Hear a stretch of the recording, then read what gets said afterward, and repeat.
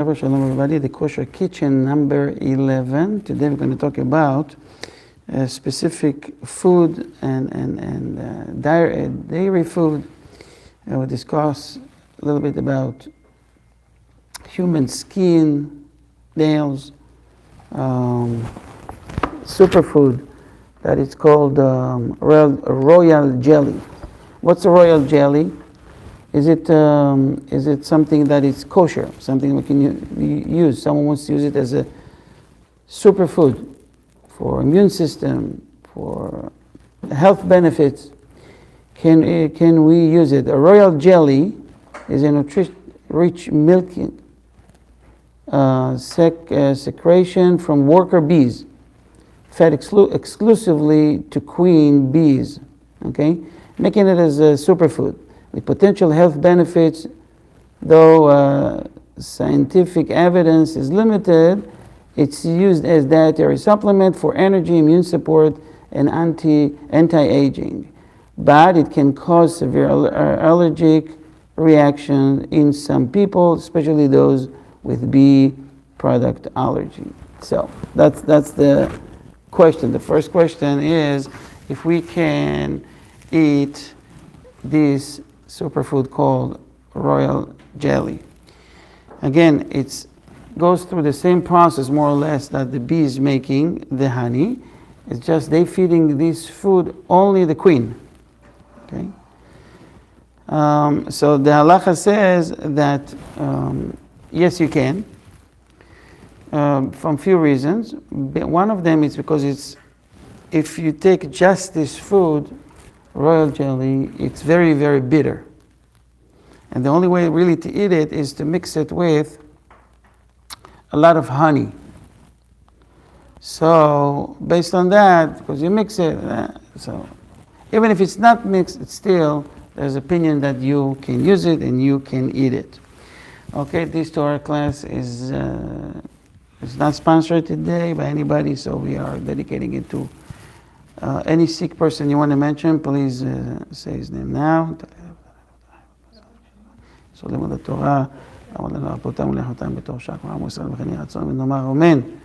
And to all our Israeli soldiers and our security forces in Israel and around the world. What about people that taking the skin of their fingers or the nails? So according to the halakha, the skin obviously and nails are prohibited. You cannot eat it. How do we know that we cannot eat human flesh? It's not in the Torah. The Torah doesn't mention anything about it, that it's prohibited. Okay? We saw sometimes people have a small cat and they go like that. They swallow their own blood, right? It looks like it's some sort of cannibalism, right? They can do the same thing for the baby. So, the halacha says that there is no source for it in the Torah that prohibits eating human flesh, but it's derived from a permission, let's go that way. What's the opposite of prohibited? Permitted, right? So a permitted mitzvah. What's the permitted mitzvah? Is the mitzvah that we have in the Torah about eating meat. So the Torah lists the animals that we can eat. Yeah. Give a sign, split hoofs, and chew his own cuds, right? And also list them. These are the list. Cow, goat, oxen, sheep, so forth. So those are all listed there. The Torah says, these et ze tochelu. These are you going to eat. You're allowed to eat. We learn from here, if the Torah says these you're going to eat, which means anything else, you can't. So we learn from what is this permitted, this is the list. Anything outside of this list is not, even if the Torah can't list the whole names of the species around the world. So give us a sign and give us a list of those we can eat. For example, giraffe is not on that list. Okay, but giraffe is kosher. You shech the giraffe. It's not because we don't eat giraffe. It's not because we don't know where to shecht it, because the whole neck is kosher for shechita. It's because it's not common. It's not a common thing that people ate. We don't have tradition with it. And some says that the meat is not so great anyways, and it's very hard to hunt. So that's it. It's not a domestic animal, let's put it that way. So trying to take and eat your own skin or fingernails, it's prohibited, and especially on Shabbat is not permitted. Okay? What? Under some circumstances, it will be permitted if there is a small cut in the finger. Anytime you move your hand is cutting your clothing or give you scratches. So there's a way to go easy and smoothly with your mouth. Get some leniency in such case, but in general, we're not supposed to do that on Shabbat, and definitely not to eat it. Okay? There's some custom for some crazy woman, not to say stupid, I'm sorry to say it, that they think it's a remedy, it's a segula, to eat the foreskin of a baby. Okay? Because they think if the woman can't bear children, if the mohel will save the foreskin that after he cut from the baby, what they do with it usually, they bury it, right? So they take it and they want to eat it and they think it's a segula, so they can. You're laughing. I got a request like that years ago for a bris. Someone asked me if I can save this piece. So I know exactly what I want to do with that. And then I refuse. I said, don't want to do. And another occasion, they asked me if they can go ahead and bury it, someone else. So immediately I knew that there's someone trying to trick me. We're going to bury it, right? So no, I know how to deal with that. Don't worry about it. It's about in one way, for us it sounds extremely strange and it's really horrible. But in one, I don't judge them, because some people can be very, very desperate, and they can do a lot of crazy things. Okay, especially when maybe they find justification from the Torah that it's not in the Torah, it's not forbidden, but the purpose of remedy or refuah, because the Torah permit us to eat non-kosher food on certain occasions. If you need it for you to heal, if the doctor says you have to eat this type of food, which is completely not kosher, so under some circumstances you may eat it. Some would say even you must eat it in order to save your life. Okay. What about breast? How do you say the woman that the breastfeeding? No, yeah, it's a woman's milk. Okay. Breastfeeding woman, right? So, till what age it's okay for a baby to be breastfeeded? So the halacha says about a baby, he can do that up to the age of 4. And if he's sick, up to the age of 5. In any ways, if he stopped for 3 days in a row, 72 hours, from 2 years old and up, if he's less from 2 years, he can still go ahead and come back and be breastfeeded from his mother. But after 2 years, if he stopped after 3 days, it's no longer okay, and unless he is sick. Okay? All right. What else? Okay. Chalav, a milk of a non-kosher animal. We know that it's completely forbidden, it's prohibited. In case someone is sick, okay, we know that a camel milk, it's asur, it's prohibited from the Torah. Because the rule says whatever derives from a non-kosher is non-kosher, okay? Unless there is a sakana, there's a danger of that for that person, he's sick. and he must drink such milk. In a case that as a person that is moderately ill, but he got a recommendation from the doctor to drink a non-kosher milk, the trick is to mix in it something bitter. If you mix something bitter in it, you may drink it. One more, this is just the titles, okay? Just the introduction. There's something called chalav goyim, a Gentile milk. So our sages prohibit drinking any milk that was milked by a Gentile, as long as the Jews see. Okay?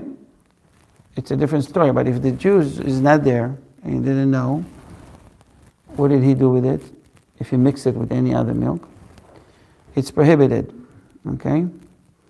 The concern is that he will mix it with the non-kosher milk. Okay? Obviously, a Gentile that sells closed containers that has a kosher symbol on it, okay, a supervisor, that's no problem. We know it's sealed, it's kosher. You can buy from a non-Jew. Sages were very, very careful about it, about making sure not to eat non-kosher food, not to contaminate the spirituality, because it affects the blood. And who sits in the blood? Sits in the blood is the nefesh. There's a story about a great rabbi, a person that was very, very strict with anything that is related to kosher kitchen and products. And they had 200, 300 years ago in Europe, they had what's called the open market and flea market. Okay, that would go, I don't know, at the end of the month or every few weeks. It's a big event, a lot of people coming, and trader will come and trade and take the money with them. So on the way back home, they all met, a lot of Jews met in a bar. It's like a restaurant bar, like. And a lot of Jews were sitting there together, and the guy came, the owner says, can I offer you something to drink? He said, yes, give us coffee with milk. Everybody offer milk, and this guy says, for me, just coffee. By the time they come back, he gave them the coffee, everybody drinking, enjoying. They asked this guy, but he didn't make enough money, they can't afford coffee with milk, only coffee. He says, well, I have a concern, maybe they mix that milk. And they say, well, they mix the milk. This guy had tons of cows and sheep. Why would mix a milk, non-kosher milk? So one of the waiters overheard this conversation. I said, well, what were you guys talking about? Oh, we're talking about the coffee and the milk and all that. No, it doesn't matter. He said, the milk and the coffee, you like it, right?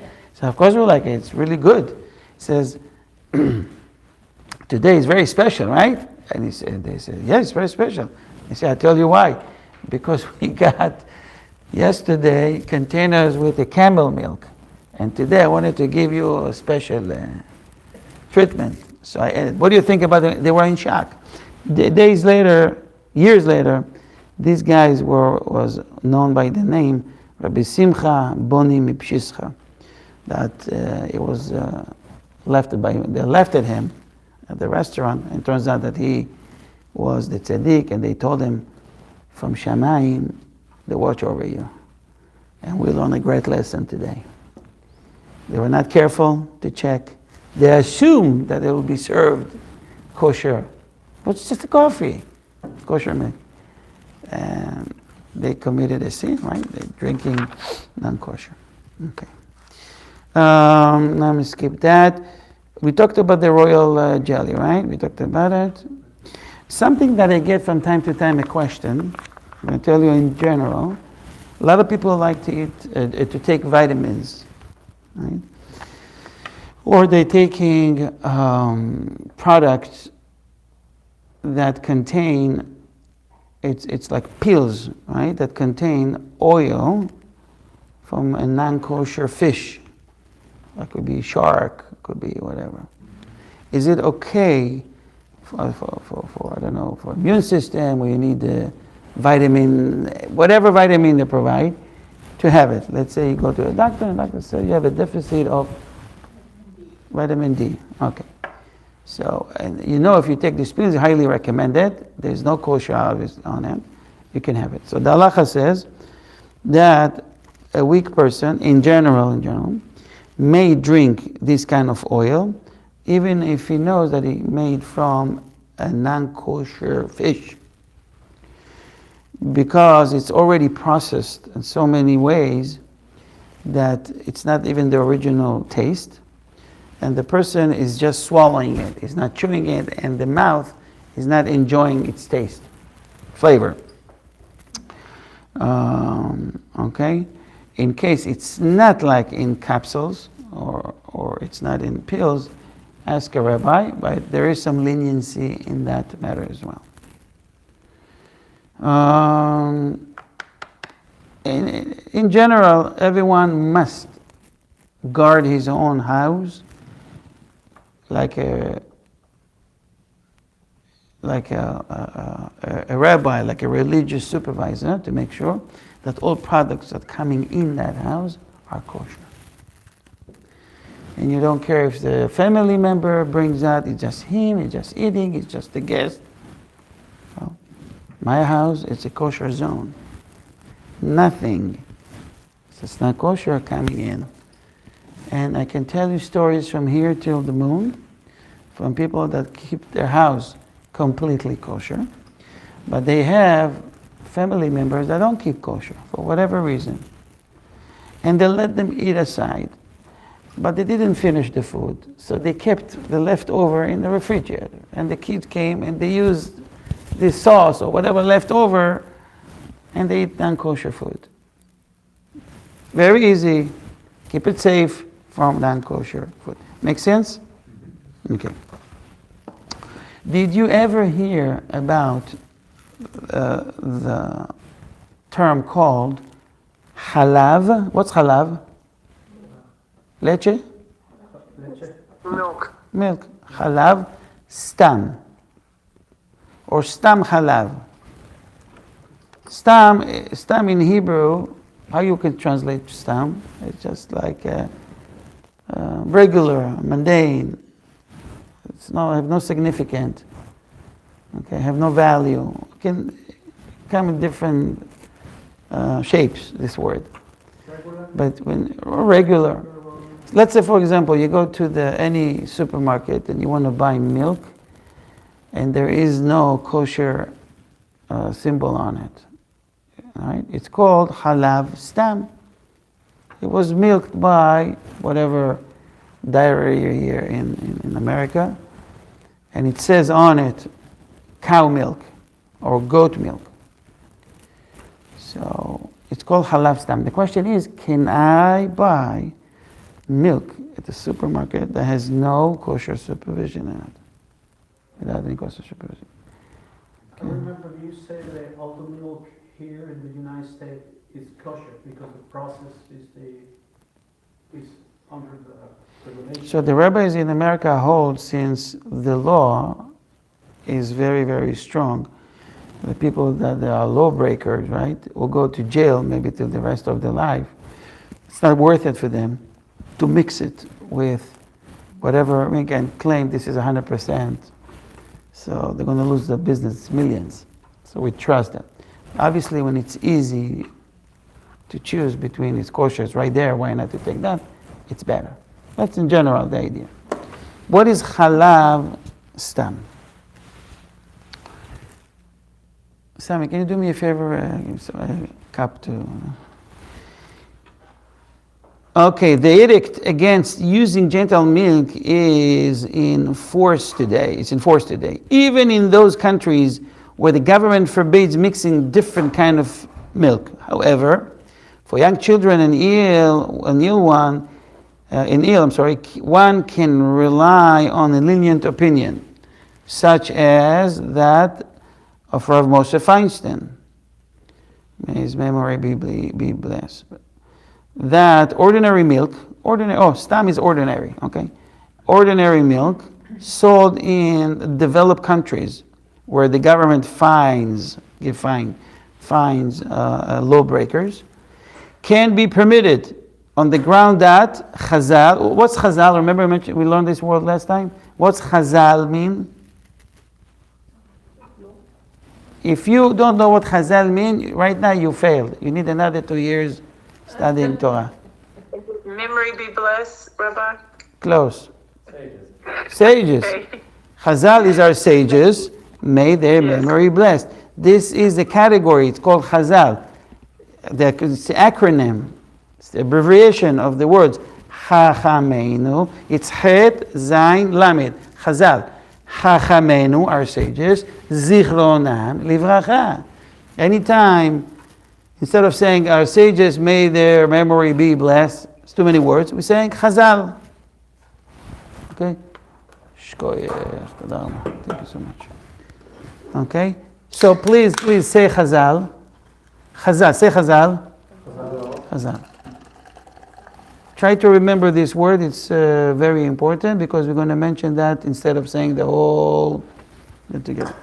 So Chazal did not intend to cover professional diaries in their edict. Okay? אתה יודע מה זה diaries? זה מחלבות. The reasoning is that adding non-kosher milk will detract from their product. And as professionals, they are covered by halachic principle that a craftsman does not spoil his handwork. There is a saying in the Talmud that ein oman mereya omanuto. There's a rule that a craftsman, a professional, will do everything in his power that his product will be the best.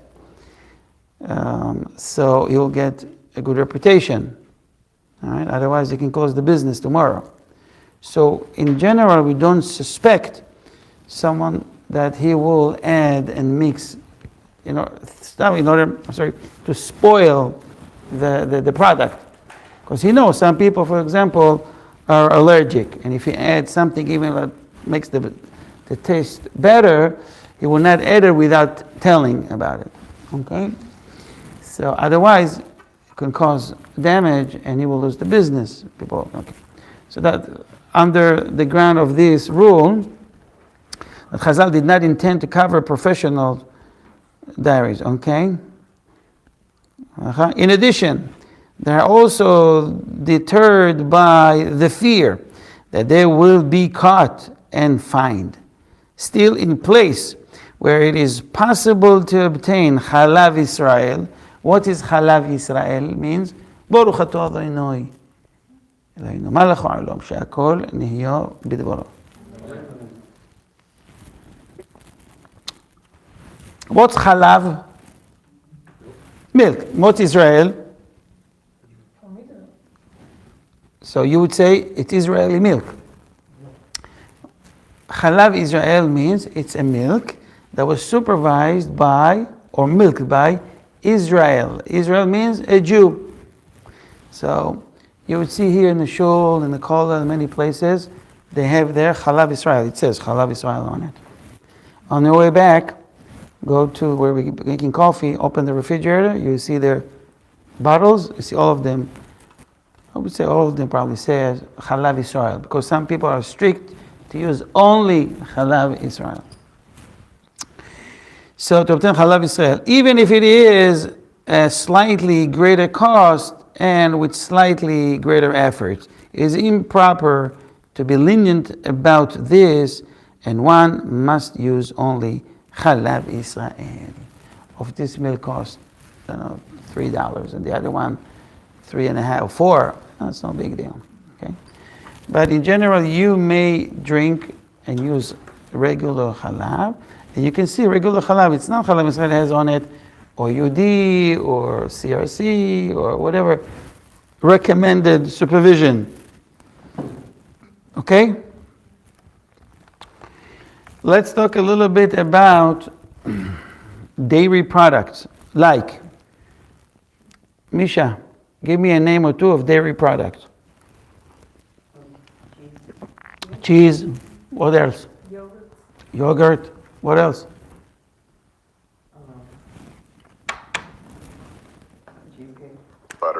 Butter. Okay, cheese, butter, yogurt, lebanon, sour cream, powdered milk. Powdered milk. It's a dry milk, right? So Chazal, who is Chazal? Sages. Chazal enacted an edict against eating Gentile cheese, since it is usually curdled in the stomach lining of an non-kosher animal. Do you see remember the picture I sent earlier today? It's in Russia's area, and that place. I sent it for a reason, so you'll know what I'm talking about. If I wouldn't send the picture, the picture, people will want to understand, what do you mean, cheese in the stomach of an animal? If you didn't see it, go back right now. You can go to our WhatsApp group and check the two pictures that I sent. You can see there a cow's stomach, and it's customary in some countries. He used to do it also in Israel back then. It's from the ancient days.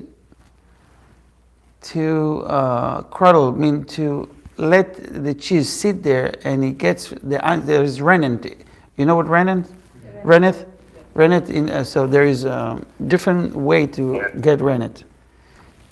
So you can get it from vegetable. You can get it from chemicals today. You can get it from the animal. It's some sort of an enzyme that helps in the process of making cheese. All right. You can make cheese at home. You don't need to have rennet. You just take a milk, heat it up, and add vinegar, curdle, and then you can squeeze and do all that. You can do your own kosher cheese. Anyways, so Chazal, right, forbade us to eat non-kosher cheese that's come from Gentile processing, okay? And against eating Gentile cheese, since it is usually curdled, right, in the stomach lining of an kosher animal. Even if one knows that a certain cheese is made entirely with vegetarian ingredients, it is still forbidden for consumption by this edict. However, if a Jew watches the entire process of cheese making from the time of milking on the cheese, okay, is permitted, of milking on, the cheese is permitted for consumption. If he only watches the cheese making but not the milking, the cheese may be eaten b'diavad. B'diavad means you already got it, you ate it, but it's not the highest level.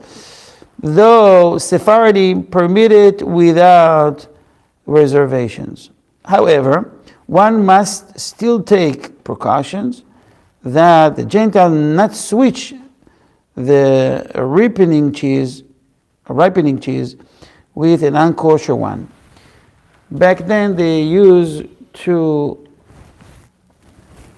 travel from place to place, and because it was hot, and sometimes they had to travel for long miles, they used to add a little bit to every cow milk, a donkey milk, because it's stronger, and it will help the cheese. It's like a preserver. Okay, so with the Gentiles, it's completely okay, but for the Jews, it disqualified the milk. And therefore, the cheese must be double sealed. In some, the requirement is that a Jew watch the cheese making and supervise the cheese so that they not be switched. It reminds me of a story I think I shared a long time ago, how a person needs to be careful. there is a halakha about meat that says, the title of it is called Basar, meat, shene'ela min ha'ayin, that goes away from your eye, from your supervision. Listen to this. If it can be extreme, but if I have a piece of meat on the table and I have a non-Gentile in the house and it was not supervised, I went out, I come back after 30 minutes, I can't eat that meat. Maybe it was switched. So I have to be supervised all the whole time. It's more into it, I'm just giving you the idea behind it. It's called Basar Shenita'ala min ha'ayin. It causes issues with Gentile and Jews living together in the same house. One of the great rabbis, I forgot right now his name, he was flying from Israel to New York. So he was sitting, you're sitting at the airport, at the airplane, and they gave them meat. It was meatballs. So the rabbi was eating the meatballs, and while he was eating, he felt that he needs to go to the restroom. So he went to the restroom. When he came back, he was sitting there, and then he closed it, and he sealed it, and he threw it away. So when the stewardess came, he just gave it to him. The guy next to him said, "Can I ask you a question?" He says, "Yes." He says, "I noticed you didn't finish your meal. Obviously you're hungry. Why didn't you finish it?" He said, "We have a halakha, Jewish halakha, and I'm Jewish, Rabbi. The halakha says that meat that was not supervised, I left, I come back, can't be..." The guy says, "You said you're Jewish? Yeah. You're a rabbi?" I'm amazed. He says, "Why?" He said, just like you, I got meatballs. But I heard the stewardess saying, "Who got the kosher meal, kosher meal?" You said you. So I heard that the kosher food is really good. And I wanted to try it. So I switched. I took one of your meatballs and I spread yours. You won't notice. Oh my God. Look at that kosher. You understand what's going on here? Yeah. And he was actually, he was from New York to Israel, not the other way around. Because the other way, Israel always is kosher food. It was a plane that goes from New York to Eretz Yisrael. So this is an example of how one needs to be careful. But if you don't know this halacha, you would eat. You probably eat, pork. I don't know what was in it. He just wanted to try. He thought the guy would notice. Okay. Next, 6.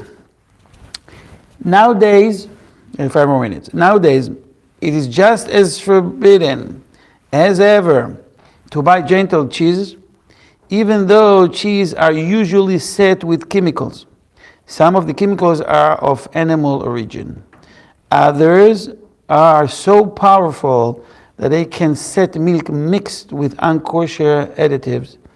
And even if neither of these is the case, an edict made by Chazal remains in force forever. Gentile leaven, which also sets, is forbidden as well. It's many years ago, till recently, it was not possible to make cheese from a non-kosher milk because it doesn't curdle. It doesn't work. You can try to find camel cheese, you can't find it. You can do it. But today with the technology, with chemicals, they are able to do stuff like that. So it was much easier many years ago. If you see cheese, hard cheese, you could buy it because it was definitely from a kosher, and we can mix anything with it. Okay? But today we have to be very, very careful and eat only kosher. Even if it says that it's from let's say a sheep, okay, milk, okay, or from a cow. It's hard cheese or feta cheese, okay, stuff like that. And you would say only it's from a kosher animal, from a kosher sheep, or from a goat cheese, hard cheese. You can't because they're mixing in it stuff that comes from animals, and it's disqualified the cheese. So it has to be supervised. If it's not, just don't buy it. Any questions? What's Chazal? What's Chazal, Sami? When I say Chazal, what am I referring to? When I say the word, Chazal says, what Chazal says? Our sages, please remember these words. I think I'm going to have to mix a lot more Hebrew words so it will help you understand, because sometimes you will hear a class from someone else and they will use a lot of Hebrew words. Chalav stam, chalav Yisrael, what did you say? What is it? So we have to practice on that, Be'ezrat Hashem. More. Any questions? So the starter, what cheese made from, you mentioned, does that have to be kosher itself? All ingredient must be kosher. Because rennet, for example, they can get it from the stomach of a non-kosher animal. You should know, at the slaughter home, nothing go for waste. Nothing. From the hoofs and from the blood and the skin and the fat. Different industries you can use it for different purposes. So you have to be very careful. On behalf of Ohev Israel Foundation, I want to thank you. Hashem bless you with the good health and great parnasah and all the best. And Be'ezrat Hashem, there's a class on Thursday, I think, right? With Rabbi Liran. And we are going to have Be'ezrat Hashem class on Shabbat. I can tell you from today, Shabbat Shalom. Rabbi, thank you so much. Thank you. Thank you for the class, Rabbi. Thank you.